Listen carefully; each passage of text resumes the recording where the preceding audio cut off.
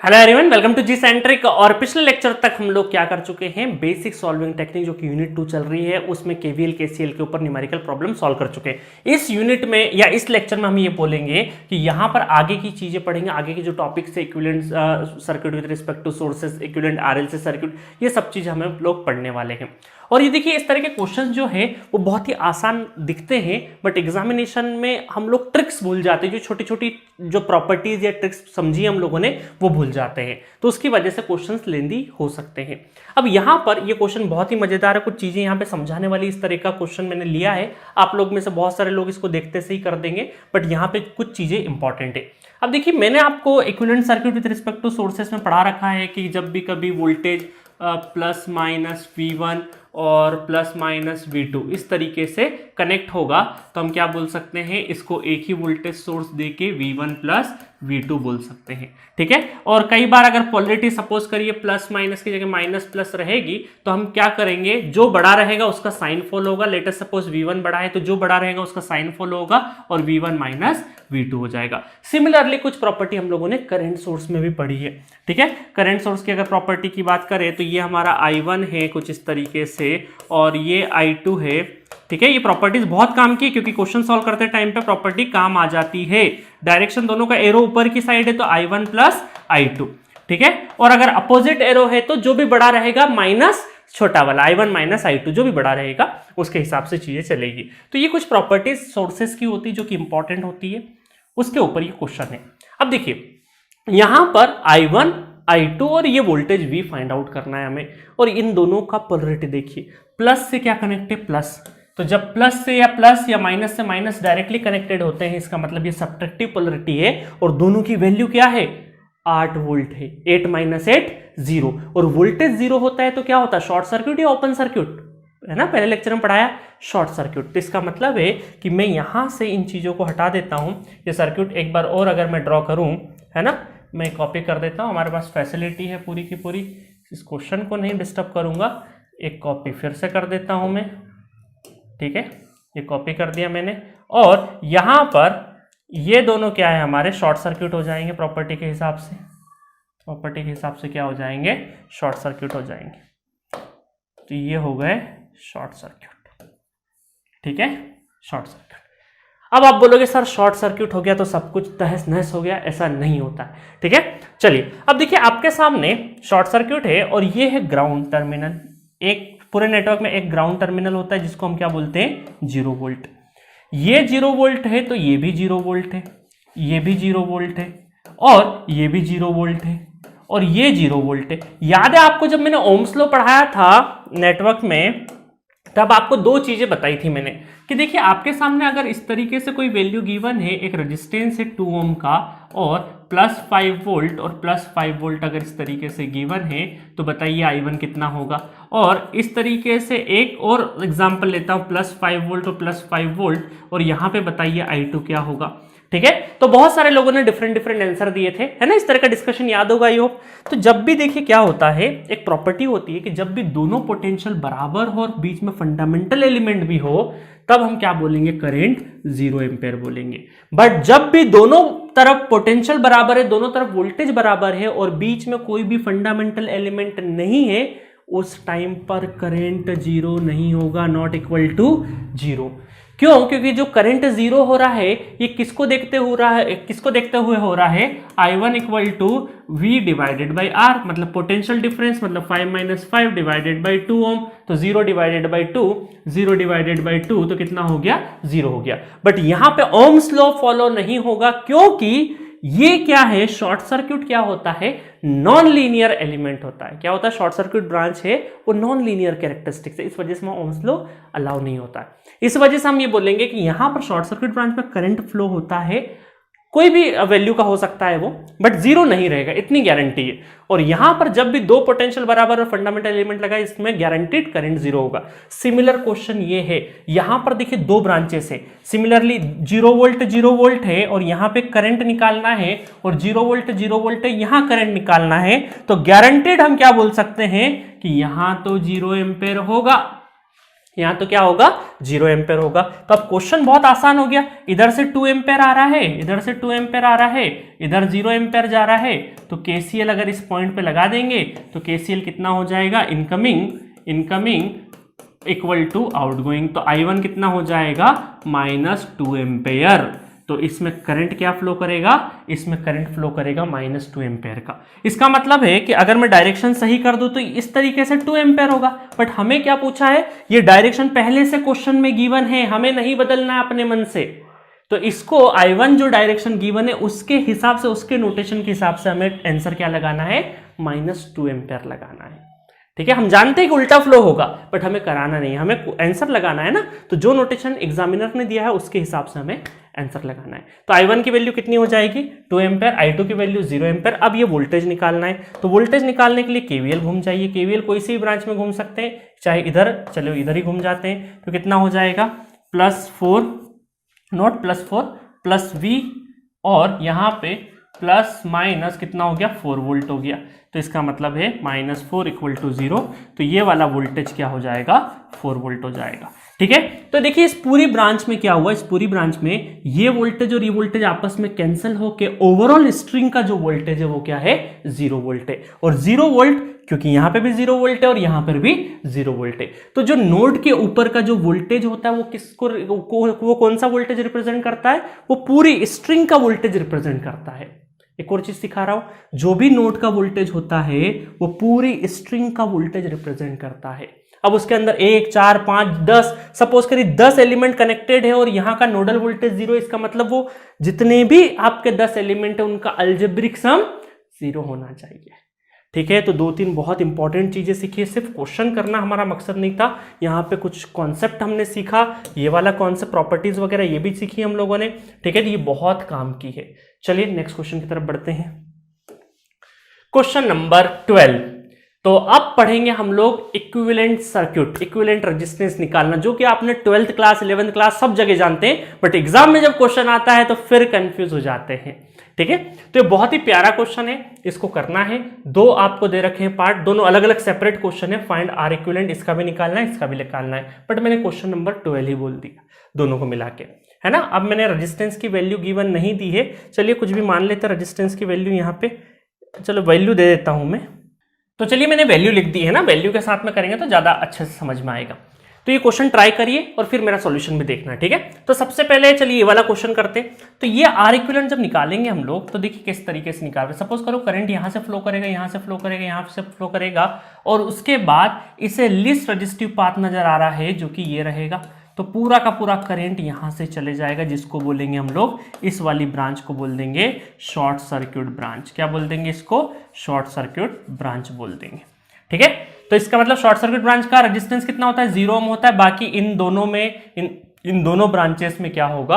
आपका करंट नहीं जाएगा, ठीक है। पूरा का पूरा करंट कहां से चलेगा? शॉर्ट सर्किट पाथ से चले जाएगा। तो इसका मतलब है कि आपका जो इक्विवेलेंट रेजिस्टेंस है वो सिर्फ और सिर्फ कितना होगा? 0 ओम रहेगा।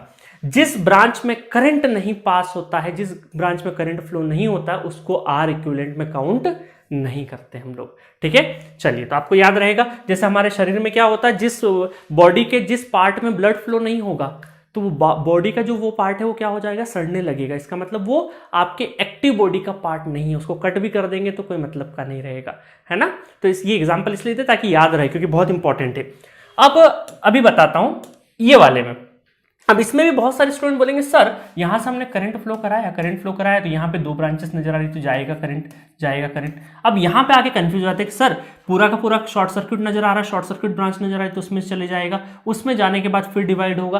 तो बहुत सारे लोग कंफ्यूज हो जाते हैं कि सर शॉर्ट सर्किट ब्रांच किसको मानना है और किसको नहीं मानना है। तो यहां पर जो ब्रांच नजर आ रही है वो शॉर्ट सर्किट ब्रांच नहीं है, इसको बोलते हैं डमी वायर। क्या बोलते हैं इसको? Dummy wire. क्या बोलते हैं इसको? Dummy wire. अब मैं आपको एक चीज बताता हूं कि किसको शॉर्ट सर्किट ब्रांच बोलेंगे, किसको नहीं बोलेंगे। जो लाइन शॉर्ट सर्किट आप समझ रहे हो वो शॉर्ट सर्किट तभी होगी, वो जिस लाइन को आप शॉर्ट सर्किट बोल रहे हो, शॉर्ट सर्किट ब्रांच बोल रहे हो, वो शॉर्ट सर्किट ब्रांच तभी होगी जब वो किसी अदर ब्रांच के एग्जैक्टली पैरेलल हो। क्या हो वो लाइन? किसी अदर ब्रांच के एग्जैक्टली पैरेलल हो। तो इसका मतलब है कि देखिए ये लाइन जो है वो ये वाली ब्रांच और इस वाली ब्रांच के एग्जैक्टली क्या है, पैरेलल है। बट ये वाली लाइन देखिए एग्जैक्टली पैरेलल है क्या, 4 और 1 ओम ये दोनों क्या सीरीज में नहीं है, डिफरेंट डिफरेंट करंट फ्लो होगा, है ना, दोनों में क्या होगा, डिफरेंट करंट फ्लो होगा। इस वजह से इस लाइन के पैरेलल में कोई भी ब्रांच नहीं है। देखिए कोई भी ब्रांच है क्या पैरेलल में, नहीं है। इस वजह से इसको क्या बोलेंगे, डमी वायर बोलेंगे, और इसको बोलेंगे शॉर्ट सर्किट ब्रांच बोलेंगे। समझ में आया? 2 तरीके हैं पहचानने के, या तो करंट फ्लो करा के देख लो, या फिर आप ये देखिए कि कोई भी लाइन, अगर कोई भी जो आपकी लाइन जिसको आप शॉर्ट सर्किट समझ रहे हो, वो एग्जैक्टली क्या होना चाहिए, अदर ब्रांच के पैरेलल होना चाहिए, तभी वो शॉर्ट सर्किट है। चलिए अब दोनों में क्या फर्क है, इसको शॉर्ट सर्किट को तो हैंडल करना हम सीख गए कि वो सारा करंट वहां से पास करवा दो, बट यहां पे अगर शॉर्ट सर्किट ब्रांच है तो इसको कैसे, नॉट शॉर्ट सर्किट, ये डमी वायर को कैसे डील करना है वो बता देता हूं। अब डमी वायर जब भी आ जाए तो ये दोनों पोटेंशियल जो है ए और ए, ये दोनों पोटेंशियल एक ही है, इन दोनों पोटेंशियल को क्लब करके लिख सकते हैं, दोनों को एक ही पॉइंट मान के लिख सकते हैं। तो ये कुछ इस तरीके से हम लोग लिख सकते हैं, इसको जब इक्विवेलेंट सर्किट बनाना हो तो ये कुछ इस तरीके से लिख सकते हैं। ये हमने रेजिस्टेंस बनाया, ठीक है, थोड़ा बड़ा बना देते हैं,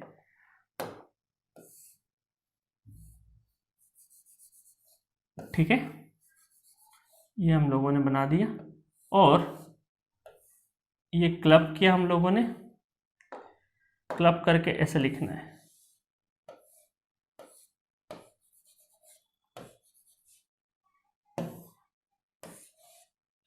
ठीक है। तो इस तरीके से आपको लिखना है, ये दोनों पॉइंट को क्लब करके एक पॉइंट बना देना है, एक पॉइंट बना देना है। तो अब आपको काफी आसानी हो रही होगी कि ये 4 है, ये 1 ओम है, और ये कितना है 2 ओम, और ये 2 ओम। तो इसका मतलब ये दोनों पैरेलल, ये दोनों पैरेलल, देन सीरीज, इतना तो कर लोगे। 4 और ये दोनों को पैरेलल करेंगे तो कितना हो जाएगा, ये हो जाएगा 5 divided by, sorry not 5, 4 divided by 5, और ये हो जाएगा आपका 2 इक्वल है तो आधा हो जाता है, तो ये कितना हो जाएगा 1 ओम। फिर इन दोनों को ऐड कर देना है, इन दोनों को ऐड कर देंगे तो आर इक्विवेलेंट कितना हो जाएगा, तो हो जाएगा 4/5 + 1, 5 और 4 9 डिवाइडेड बाय 5। तो ये रहा आपका इक्विवेलेंट रेजिस्टेंस। मजा आया? तो आपने इस क्वेश्चन से क्या सीखा कि डमी वायर और शॉर्ट सर्किट ब्रांच को कैसे पहचानना है, ठीक है। नेक्स्ट क्वेश्चन की तरफ बढ़ते हैं। अब देखिए फाइंड आरएबी, क्वेश्चन नंबर 13 में फाइंड आरएबी दे रखा है। अब हम लोग क्या करेंगे, इसको उठा के साइड में कर देंगे, इस ए को उठा के इधर, बी को उधर उठा के, और ये वाली ब्रांच को हम यहां पे मान लेंगे। तो इसका मतलब है कि ये वाला आप कैसे बन जाएगा, इसको मैं कॉपी पेस्ट कर देता हूं और फिर इस पर रीड्रॉ करता हूं, ठीक है। स्मार्ट बोर्ड है तो फायदा उठाते हैं। चलिए ये मैंने ले लिया, ताकि आपको पीडीएफ में क्वेश्चंस आपका सही रहे, इस वजह से मैं कर रहा हूं। अब मैं इनको क्या कर देता हूं, डिलीट कर देता हूं, ठीक है। तो ये ब्रांच उठा के मैंने यहाँ पे कर दी, और ए और बी को इस साइड में कर दिया, ए इधर और बी इधर, ठीक है। देखने का नजरिया बदल जाएगा, इस वाली ब्रांच को उठा के अंदर और ये दोनों बाहर कर दिया मैंने।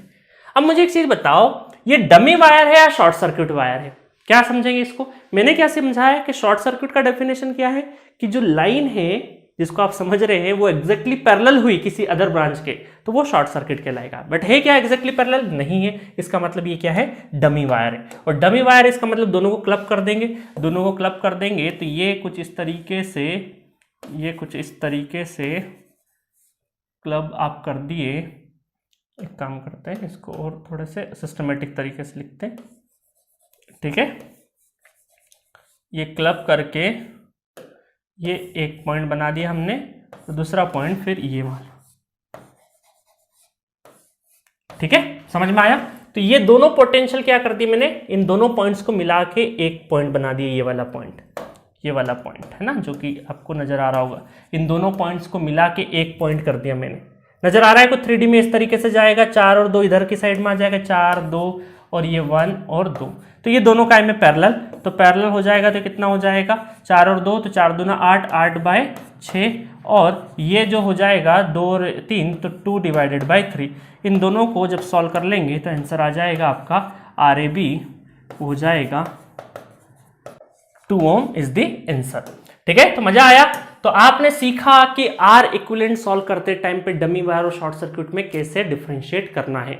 अब आपको लग रहा हो सर ये छोटे छोटे प्रॉब्लम्स गेट में आते हैं क्या, बिल्कुल आते हैं। हम लोग बहुत ज़्यादा हाई लेवल सीखते गए और पता चले बेसिक्स हमारे कहीं ना कहीं दिक्कत देगा। और एग्जाम में आर इक्विवेलेंट का क्वेश्चन भी कई लोग 500 क्वेश्चन नेटवर्क के ऊपर लगा देते हैं और प्रेशर सिचुएशन में आर इक्विवेलेंट का क्वेश्चन गलत करके आ जाते हैं।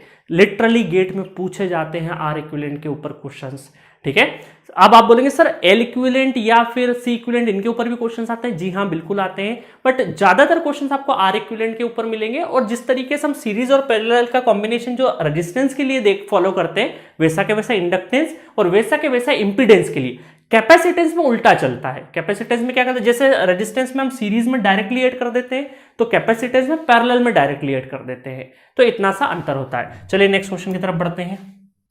फाइंड सी ए बी है ना, तो इसका मतलब ये कैपेसिटेंस है जिसकी वैल्यू क्या दे रखी 0.1 माइक्रोफेराड। तो प्लीज ध्यान से, कई बार कैपेसिटेंस का सिंबल यूज करके इंपीडेंस की वैल्यू गिवन होती है, तो आपको देखना है जे के फॉर्मेट में तो नहीं है, नहीं है बिल्कुल कैपेसिटेंस के फॉर्मेट में है, क्योंकि जे के फॉर्मेट में हुआ इसका मतलब वो क्या है, इंपीडेंस रहेगा। कैपेसिटेंस का सिंबल है और जे के फॉर्मेट में, इसका मतलब वो क्या रहता है आपका, वो क्या कहलाता है, इंपीडेंस कहलाता है। और इंपीडेंस जैसे ही होगा तो इसका मतलब सीरीज पैरेलल रेजिस्टेंस जैसे फॉलो करेंगे, बट अभी क्या है, कैपेसिटेंस है, तो कैपेसिटेंस में क्या होगा आपका, कैपेसिटेंस जैसा फॉलो होगा। चलिए, तो यहां पर देखिए 1 2 3 4 5, तो आपको मैं एक ट्रिक बताता हूं। जब भी किसी सर्किट में 5 एलिमेंट अवेलेबल है ना, 5 एलिमेंट अवेलेबल है, चाहे वो कैपेसिटेंस हो चाहे वो रेजिस्टेंस हो, तो 99% चांसेस होते हैं कि व्हीटस्टोन ब्रिज लगेगा ही लगेगा, है ना। तो ये गोल्डन रूल याद रखना क्योंकि क्वेश्चंस आते हैं।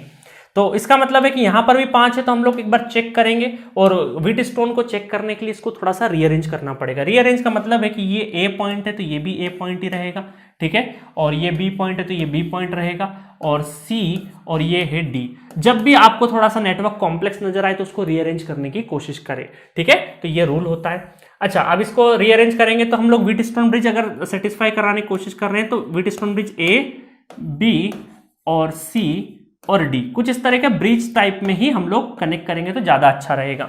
अब देखिए यहां पर ए और बी, ए और सी के बीच में, ए और सी के बीच में क्या है, ए और सी के बीच में 0.1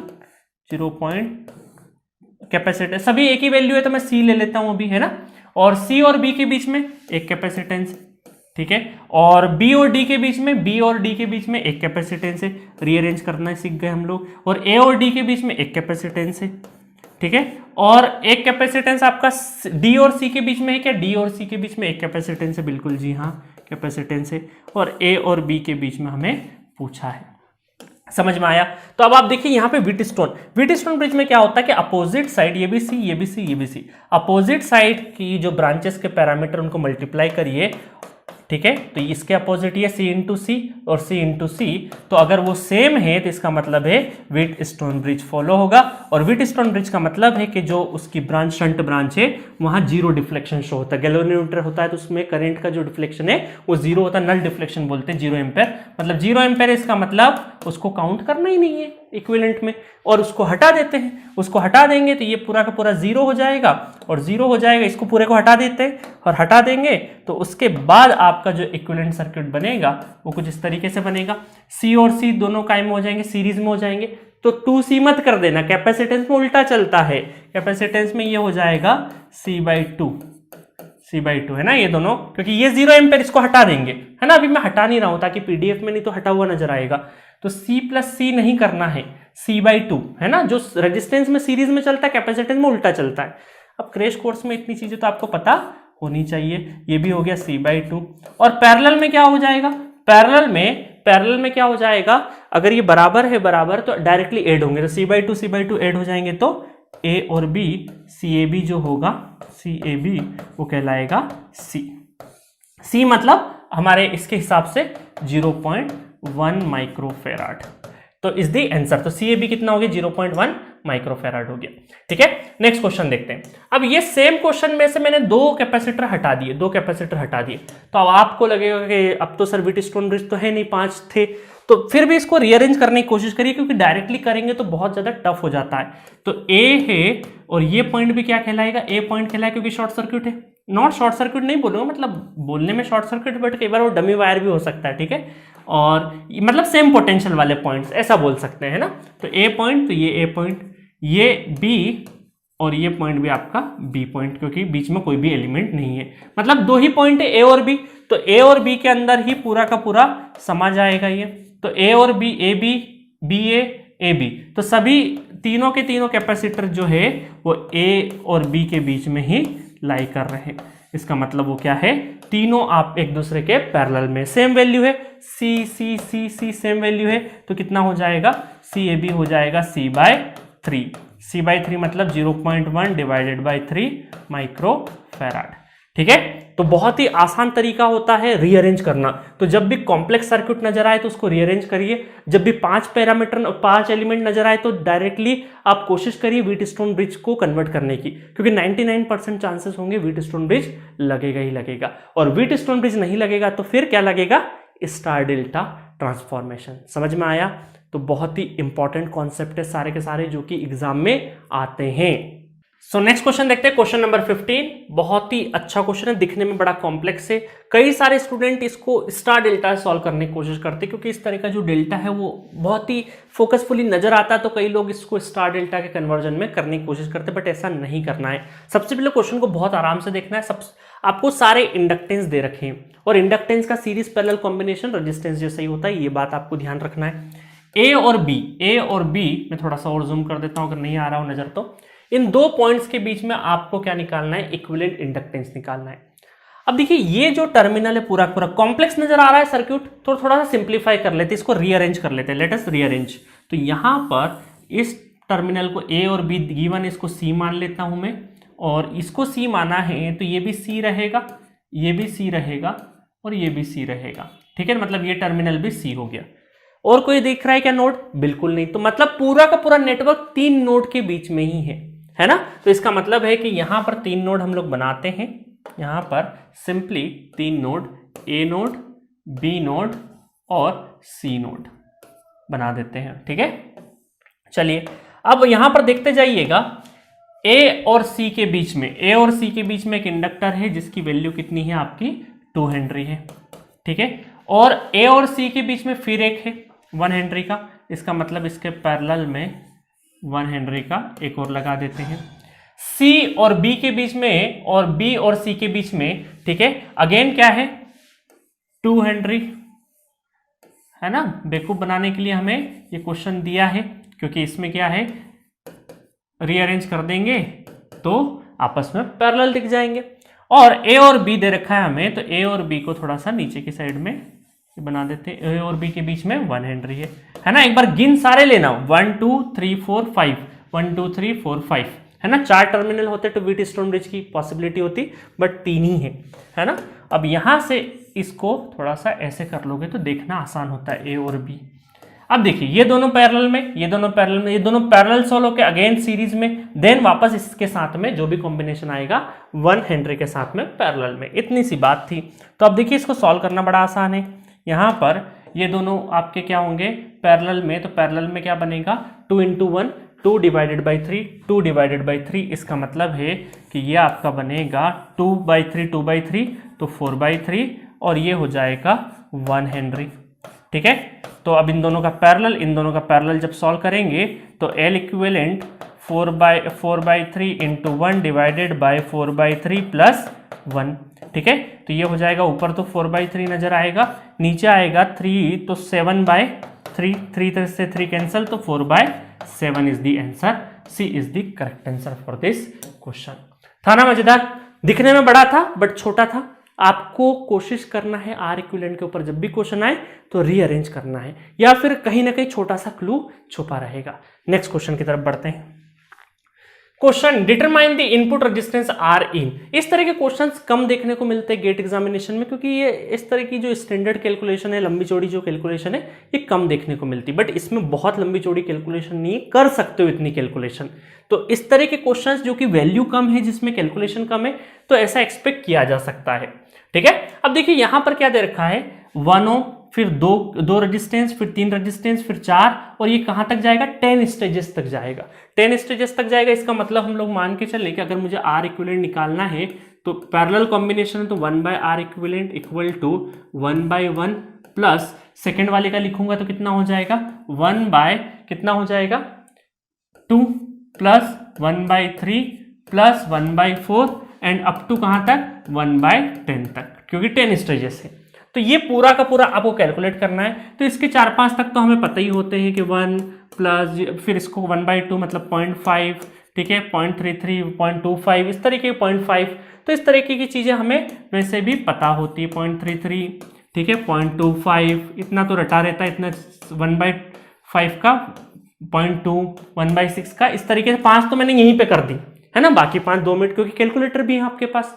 तो आपके पास वर्चुअल कैलकुलेटर भी रहेगा, इस वजह से आप आसानी से इस तरह के क्वेश्चन को सॉल्व कर सकते हैं। 5 तो मैंने ही लिख दिए। तो यहां पर आएगा 2.929 ओम आ जाएगा, और ये 1/R इक्विवेलेंट है, और इसको R इक्विवेलेंट लिखेंगे तो इसको 1/2.929 करेंगे तो आंसर आएगा 0.3413 ओम आंसर आ जाएगा। B is the correct answer for this question. कई सारे लोग उसका एक पूरा एपीजीपी जैसा एक जनरलाइज फॉर्मूला याद करने की कराने की कोशिश करते हैं, बट मैं बोलूंगा आपको जो एईजेई की प्रिपरेशन करते हैं, जूनियर इंजीनियर या इस तरह की, तो उनको एक फॉर्मूला रटाया जाता है, बट आपको कोई रटने वाली चीज नहीं पूछी जाएगी, और आपको रटना भी नहीं, क्योंकि जितना ज्यादा रट के जाएंगे तो भूलने का डर भी उतना ज्यादा रहेगा। ठीक है, नेक्स्ट क्वेश्चन की तरफ बढ़ते हैं। Question number 17। अभी मैं बार बार चिल्ला रहा था ना, आर इक्विवेलेंट के क्वेश्चंस गेट में आते हैं।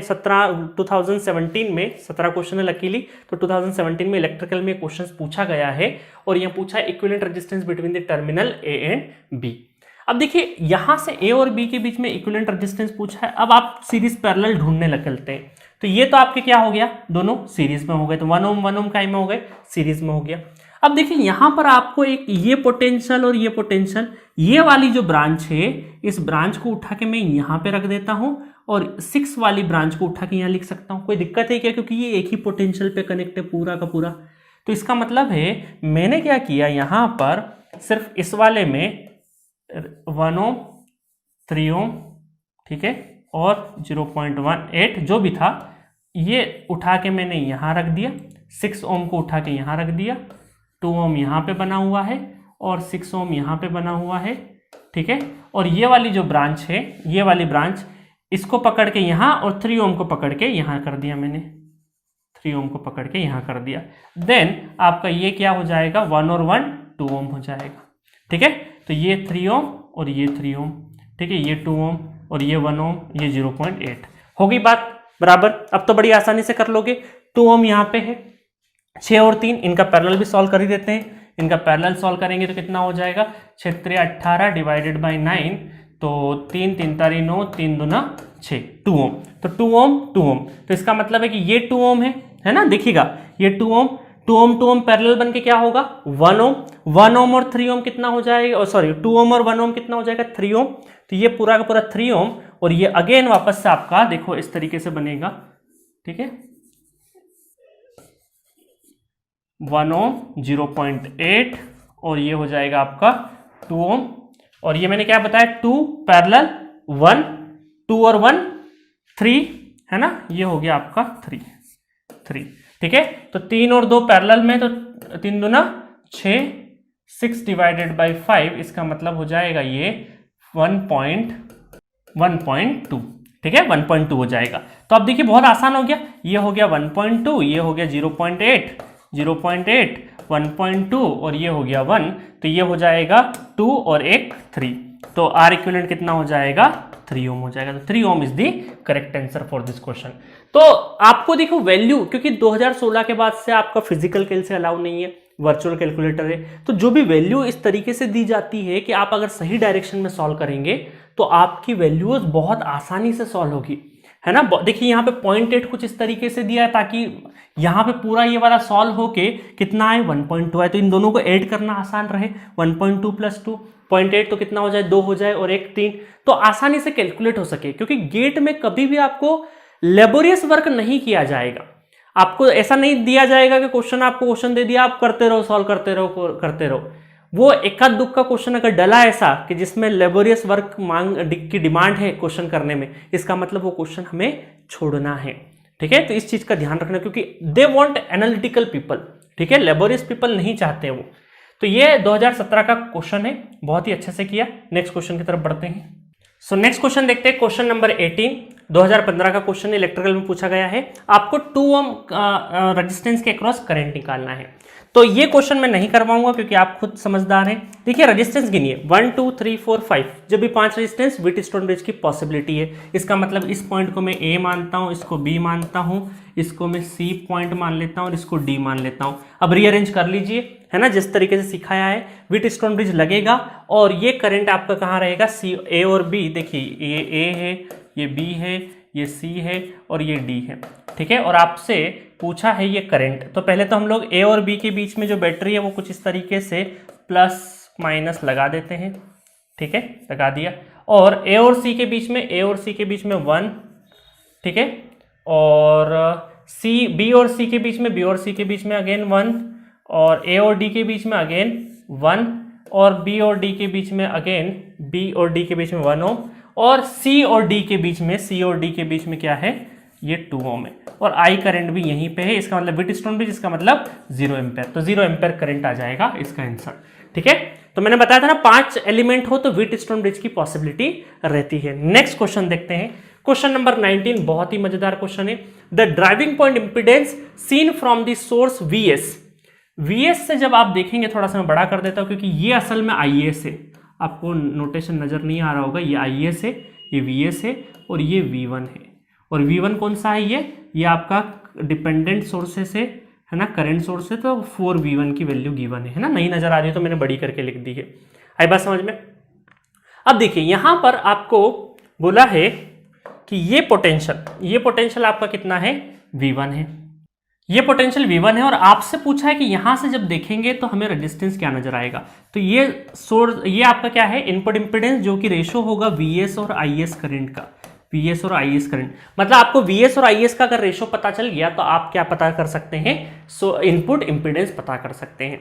अब देखिए इसको थोड़ा सा रीअरेंज करते हैं, तो 4 और 2 कितना होगा, 6 और ये और ये और ये तीनों ब्रांच, ये ब्रांच और इन दोनों को जब सीरीज में ऐड कर दूंगा तो तीनों ब्रांच काय में है, पैरेलल में है।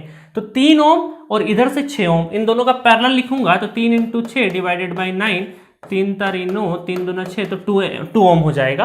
तो ये सर्क्यूट मैं कुछ इस तरीके से ड्रॉ कर सकता हूं, ये रहा रेजिस्टेंस, ठीक है, और ये एक करंट है यहाँ पे, और इसको उठा के मैं इधर भी लिख सकता हूँ, पैरेलल में तो इंटरचेंज कर सकते हैं कहीं पर भी, ये ब्रांच को उठा के या ये ब्रांच को उठा के इधर कर देता हूँ। तो इसको और इसको पैरेलल में सॉल्व कर दिया मैंने, क्योंकि इन दोनों का सीरीज और इन दोनों का सीरीज होके फिर पैरेलल सॉल्व होके कितना हो रहा है, 2 हो रहा है।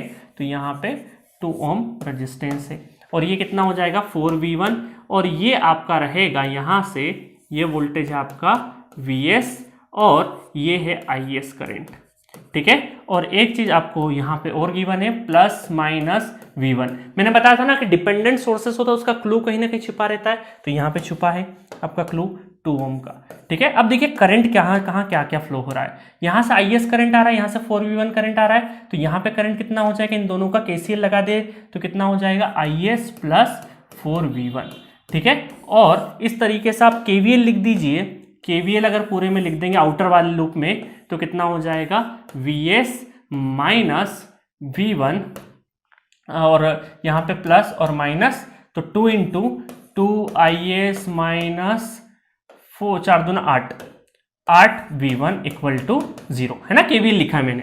तो यहाँ पर कितना हो जाएगा, VS हो जाएगा, और यहाँ पे माइनस 2IS, और ये हो जाएगा माइनस 9V1, तो ये इक्वल टू 0, इक्वेशन नंबर 1।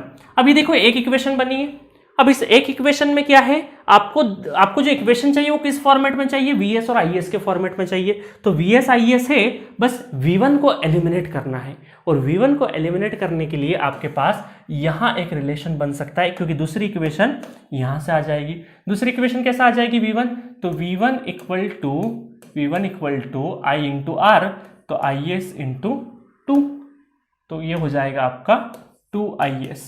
तो जहां पर V1 है वहां पर हम क्या पुट कर सकते हैं, इक्वेशन नंबर 2, ये हेल्प ले सकते हैं इसकी, 2IS, तो VS और ये 2IS, और ये हो जाएगा V1 की जगह हम लोग क्या पुट कर दें, 2IS पुट कर दें, 9 दूना 18IS इक्वल टू 0। तो यहां पर 18 और 2 20, तो VS डिवाइडेड बाय IS कितना हो जाएगा, 20 ओम हो जाएगा, है ना मजेदार क्वेश्चन, बहुत ही अच्छा क्वेश्चन गेट 2016 में पूछा गया है। यहां पर आपको रीअरेंज करना था, डिपेंडेंट सोर्सेज भी था, इनपुट इंपीडेंस का कॉन्सेप्ट भी था, दो इक्वेशंस थी, उनको हम लोगों ने किस तरीके से सॉल्व किया वो भी था। तो जब भी आपको डिपेंडेंट सोर्सेज कहीं नजर आए तो जिस पे भी डिपेंडेंसी होगी उसके कहीं ना कहीं क्लू छुपा रहेगा और दूसरी इक्वेशन आपकी उसी क्लू से आएगी। तो ये वाला कॉन्सेप्ट बार बार रिपीट होता है, बार बार एग्जामिनेशन में आता ही है। तो आपको सचेत रहना है, सतर्क रहना है और अपनी सुरक्षा करना है एग्जामिनेशन में कि कहीं निगेटिव नहीं आ जाए, है ना। तो बिल्कुल जो आपने सीखा है उसको परफॉर्म करते हुए जाना है। सारी चीजें जो छोटी छोटी चीजें जहां गलती होने के चांसेस है वो मैं आपको बताते जा रहा हूं और कुछ क्वेश्चन गेट के इसलिए ले रहा हूं, है ना, ताकि आपको मैं जो कॉन्सेप्ट सिखा रहा हूं उसका प्रूफ भी दे सकूं, हाँ ये वाली चीजें कहां किस तरीके से किस फॉर्मेट में आती है। तो मिलेंगे नेक्स्ट लेक्चर में और भी अदर क्वेश्चंस के साथ।